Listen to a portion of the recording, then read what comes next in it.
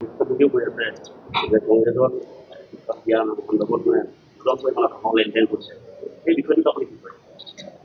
চাওক, বিজেপি দলৰ ভিতৰত টিকেট লৈ যথেষ্ট কাজিয়া। অগপ দলটোক কিমান আসন দিব সেয়া লৈ যথেষ্ট কাজিয়া। BPF-ক দিব নে UPPL-ক দিব সেয়া লৈ কাজিয়া।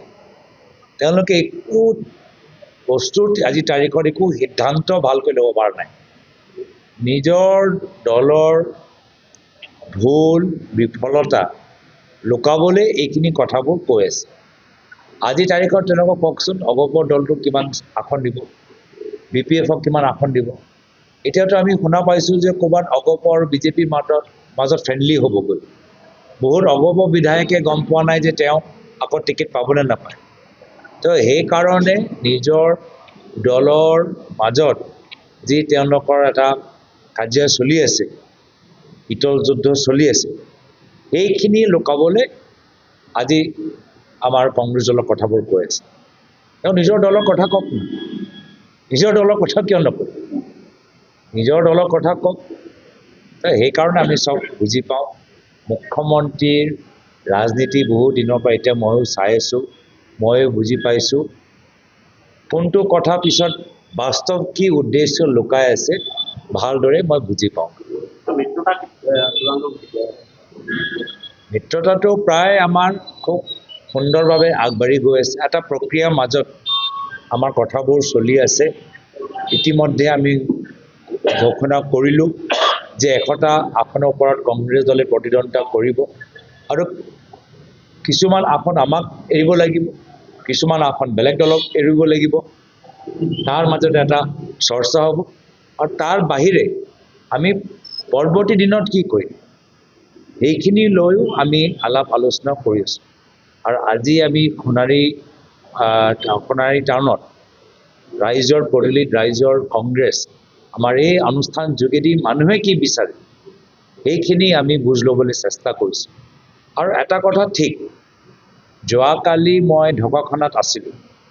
তাত যুৱ কংগ্ৰেছে এটা পদযাত্ৰা সমগ্ৰ অসমত আৰম্ভ কৰিছে আৰু সেই পদযাত্ৰাৰ শীৰ্ষ আমাৰ টাইটলটো হ'ল মাটি বচাওক জাতি বচাওক।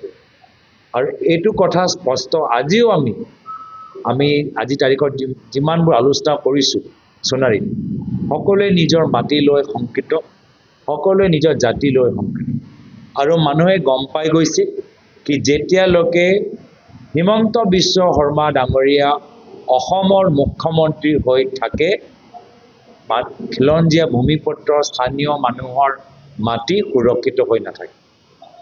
স্থানীয় আমাৰ বিভিন্ন জাতিৰ প্ৰতি যে আমাৰ জাতি সত্তা, জাতি স্বাভিমান, জাতি সুৰক্ষিত হৈ থাকিব নোৱাৰে।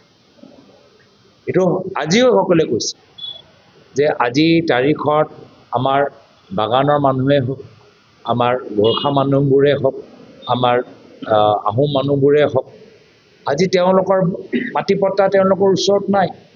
কিন্তু হিমন্ত বিশ্ব শৰ্মা ডাঙৰীয়া চহী কৰি এক চহীত আদানী 40,000 বিঘা মাটি মালিক হৈ গ'ল।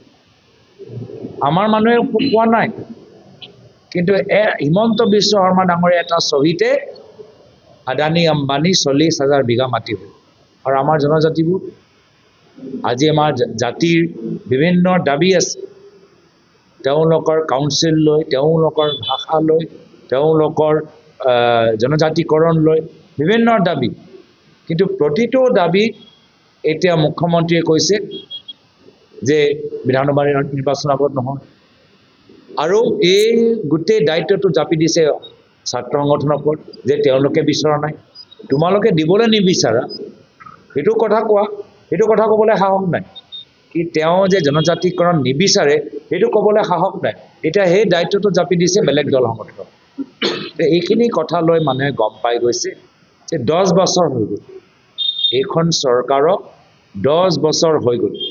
আৰু এই 10 বছৰৰ ভিতৰত গোটেই চৰকাৰৰ তন্ত্ৰটো থাকিলে গৰু চিণ্ডিকেটৰ হাতত, কয়লা চিণ্ডিকেটৰ হাতত, বালি চিণ্ডিকেটৰ হাতত, শিল চিণ্ডিকেটৰ হাতত, গোটেই চৰকাৰৰ তন্ত্ৰ। আৰু সেইকাৰণে মানুহে এটা বিকল্প বিচাৰিছে যে আহাবাৰ চৰকাৰৰ চাবি গৰু চোৰ মাটি চোৰ চাউল চোৰৰ হাতত নহয়, আমি ৰাইজক প্ৰতিনিধিত্ব কৰা ভাল ৰাজনীতিবিদৰ হাতত আমি চৰকাৰৰ চাবিটো আমি দিবলৈ বিচাৰোঁ, আৰু সেইকাৰণে জনসাধাৰণে পৰিৱৰ্তন বিচাৰে। আগতে কথা হৈ আছে ধৰক আপোনালোকে মিত্ৰতা প্ৰসংগটো ইতিমধ্যে উত্থাপন কৰিছে, মিত্ৰতা হোৱাৰ সম্ভাৱনা কথা কৈছে, কিন্তু তাৰ মাজতে অখিল গগৈয়ে আজিও মাৰ্ঘেৰিটাত তেওঁ নিজা প্ৰাৰ্থী নাম ঘোষণা কৰিছে। আচলতে মাৰ্ঘেৰিটা সমষ্টিটো আপোনালোকে এৰি দিছে নে মিত্ৰতা ক'ৰবাত হেঙাৰ হ'ব নেকি এনেকুৱা প্ৰসংগ হয়? আনুষ্ঠানিক তালিকা যেতিয়া ওলাব তেতিয়া আনুষ্ঠানিক তালিকাহে বাস্তৱ ফাইনেল তালিকা। কি আমাৰ দলৰ মাজত যেতিয়া আমি প্ৰেছ কনফাৰেঞ্চ কৰোঁ বা এটা আমি লিষ্ট আনুষ্ঠানিকভাৱে মুকলি যেতিয়া আমি কৰিম, সেই লিষ্টটোহে ফাইনেল, আপোনালোকেও জানে। এতিয়া আকৌ কৈছোঁ যে অগপ বিধায়ক তেওঁতো দুদূৰ মুদূৰ হৈ আছে যে টিকেট পাব নে নাপায়, কিন্তু এতিয়াও কৈ আছে যে ময়ে টিকেট পাম, কিন্তু ভিতৰি জানে যে বিজেপি দল আজগৰৰ দৰে অগপৰ সংখ্যাটো কমাই দিব, তথাপিও অগপ বিধায়কে কৈ আছে কি ময়ে পাম।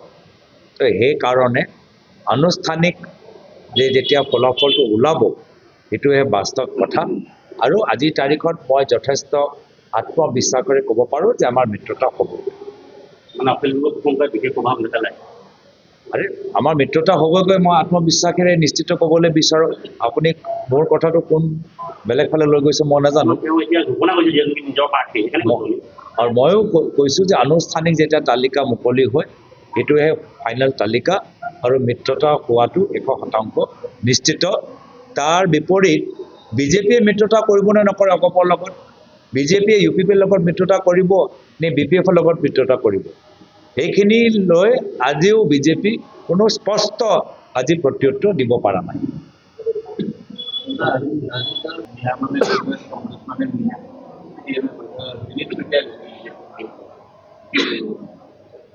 চাওক, আজি বিজেপি হ'ল গৰু চোৰৰ দল, বিজেপি হ'ল পানী চোৰৰ দল, বিজেপি হ'ল কয়লা চোৰৰ দল, বিজেপি হ'ল চাউল চোৰৰ দল, ঠিক আছে। এতিয়া আমিও অভিযোগ দিছোঁ আৰু তেওঁ অভিযোগ দিছে, কিন্তু ৰাইজে আমাৰ অভিযোগটো বাস্তৱ হিচাপে গ্ৰহণ কৰে। কিয়? ৰাইজে নিজে দেখিছে যে কেনেদৰে আজি বাগানে হওক, আজি বিজেপি দলে নিজৰ ভাই ককায়েকৰ নামত কিমান বাগান লৈছে, যিমানবোৰ এটা সমষ্টিৰ ভিতৰত ঠিকা চব বিজেপি দলৰ ভাই ককায়েকৰ নামত সেই ঠিকাবোৰ দিয়া গৈছে, সকলোৱে দেখিছে। তো সেইকাৰণে মানুহে 10 বছৰ এখন এই চৰকাৰক সময় দিলে মানুহৰ যথেষ্ট আশা আছিলে, কিন্তু সেই আশাবোৰ পূৰণ নহ'ল। কেন্দ্ৰীয় গৃহমন্ত্ৰী অমিত শ্বাহ ডাঙৰীয়া বেলেগ এটা চিন্তা কৰি 2021 চনত সৰ্বানন্দ সোণোৱাল ডাঙৰীয়া মুখ্যমন্ত্ৰী চকীৰ পৰা আঁতৰালে আৰু হিমন্ত বিশ্ব শৰ্মা ডাঙৰীয়া চকী বহালে, আৰু 10 বছৰত মানুহে মাত্ৰ গৰু চিণ্ডিকেট, কয়লা চিণ্ডিকেট, পাথৰ চিণ্ডিকেট, শিল চিণ্ডিকেট আৰু ভয় আৰু ভাবুকি ৰাজনীতি দেখা পাইছে। মুকলিকৈ কোনো আজি কথা ক'ব নোৱাৰে, সমালোচনা কৰিব নোৱাৰে, আৰু আজি প্ৰত্যেক জাতি জনগোষ্ঠী মানুহ আজি এটা মনত এটা সংকট লৈ আছে, এটা বেদনা লৈ আছে। নিজৰ মাটি সুৰক্ষিত হৈ থকা নাই, নিজৰ জাতিৰ অস্তিত্ব সুৰক্ষিত হৈ থকা নাই। তো সেইকাৰণে মানুহে গম পাই গৈছে স্পষ্ট যে যদি মাটি বচাব লাগে, যদি জাতি বচাব লাগে, হিমন্ত বিশ্ব শৰ্মা ডাঙৰীয়াক আঁতৰাব লাগে।